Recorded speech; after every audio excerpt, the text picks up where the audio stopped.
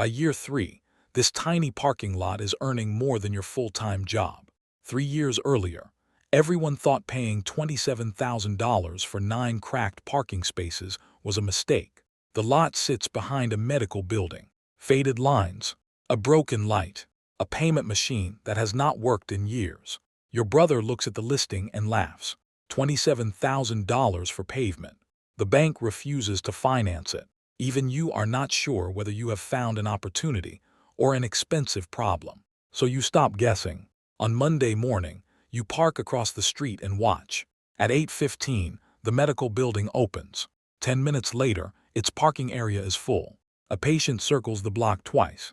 A delivery driver stops illegally. 2 people pull into the abandoned lot, inspect the broken machine, and park anyway. The lot is ugly. The demand is not. You return the next day, then during lunch, then after work. You count the cars and study the busiest hours.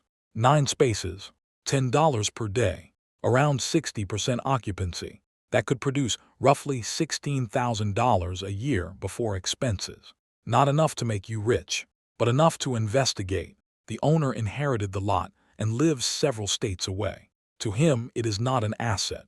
It is a tax bill, a broken machine, and a stream of complaints. He wants $30,000. You offer $24,000. He refuses. You offer $27,000 with a fast closing and no repair requests. He accepts. The moment you sign, the opportunity disappears from your mind. Now you see only risk. Taxes, insurance, repairs, snow removal, the medical building moving away. Your savings fall from $38,000 to $11,000. The lot becomes yours on a Friday. On Saturday, you arrive with paint, trash bags, and borrowed tools. You pull weeds, repaint the spaces, replace the broken light, seal the worst cracks. Instead of repairing the expensive payment machine, you install a simple sign. Drivers scan a code, enter their license plate, and pay through their phones. The improvements cost less than $3,000. On Monday morning, you arrive before work. At 8:21, the first car enters. The driver scans the sign. $10 appears in your account. Then another car arrives. Then another. By 9 o'clock, 8 spaces are occupied. The lot has earned $80. It is only revenue, but it is the first money you have earned from an asset while preparing to spend another day earning money for someone else. The first month brings in $1,100. After taxes, insurance, payment fees, and maintenance reserves, you keep a little more than $600. Your salary pays more than that in a few days. Still, the income feels different. Your employer pays you because you arrive, answer messages, and remain available. The lot pays because people need somewhere to leave their cars. One income depends on your presence. The other depends on usefulness. You begin studying the lot like a business. Medical appointments create demand in the morning. Restaurants create demand after 6. The flat $10 price wastes capacity because someone visiting for 40 minutes pays the same as someone staying all day. So you introduce hourly pricing. $3 for the first hour, $2 for each additional hour, $12 maximum. Cars turn over faster. Revenue rises. Then you contact the medical building. Its employees are filling spaces intended for patients. You offer 4 reserved spots for $140 each per month. The manager agrees. Now $560 arrives automatically at the start of every month. The remaining spaces continue earning hourly income. A strong month reaches $1,800. Then winter arrives, and the $27,000 mistake begins to feel possible again. Snow covers the sign. Traffic drops. A driver damages the new light. The snow removal bill is twice what you expected. 1 month, the lot barely covers its expenses. You spend one freezing evening clearing snow yourself. Your gloves are wet. The payment sign keeps falling sideways. No cars enter for almost an hour.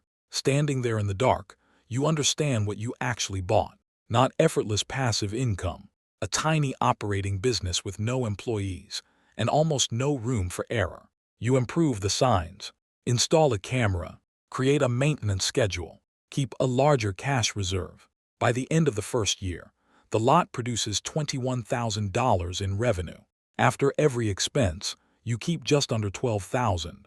A strong return, still far below your salary. You continue working and reinvest the income.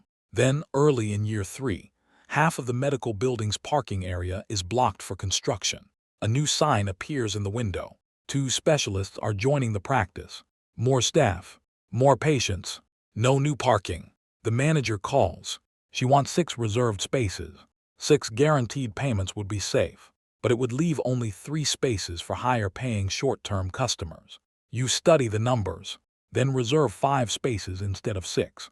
The medical building gets certainty. You keep enough capacity to benefit from busy days.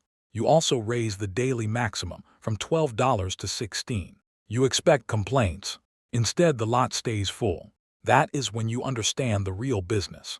Patients are not paying for painted asphalt. They are paying to avoid missing an appointment. Employees are not paying for a rectangle on the ground. They are paying for certainty every morning. The value is not the parking space. It is the inconvenience that disappears when someone uses it. Later that year, the medical building renovates its remaining parking area and rents nearly your entire lot for 8 months. Monthly profit rises above $4,000. For the first time, 9 cracked spaces earn more than your job. You do not buy a better car. You rebuild your emergency fund and invest the rest. 4 years after buying the lot, you resign. No dramatic speech. No celebration. You return your access card and leave carrying a small box. On your final morning, you park in the same tiny lot. You reach for your phone to scan the payment code. Then you stop. Above you is the light you replaced during the first weekend. Under your shoes is the crack you could not afford to repair. In front of you is the cheap sign everyone mocked. Cars begin arriving. A patient pays for 1 hour. An employee takes a reserved space. Another driver fills the final spot. The lot still looks too small to matter. 9 spaces, 1 fence, 1 sign, but it repaid its purchase price, rebuilt your savings, funded other investments, and made your salary optional. Your job paid you whenever you gave away another hour. The parking lot paid you whenever it solved the same small problem again. Too many drivers, not enough spaces, every morning, and one ordinary day. That boring little problem became the reason you no longer had to walk back into the office. But most people will never buy a parking lot. That is not the point. The point is to notice the small problems everyone else ignores. The boring assets, the overlooked locations, the ordinary things people need again and again. Because wealth does not always begin with a brilliant idea. Sometimes it begins with 9 faded lines, 1 broken light, and the patience to see value where everyone else sees nothing. This is Stick Wealth.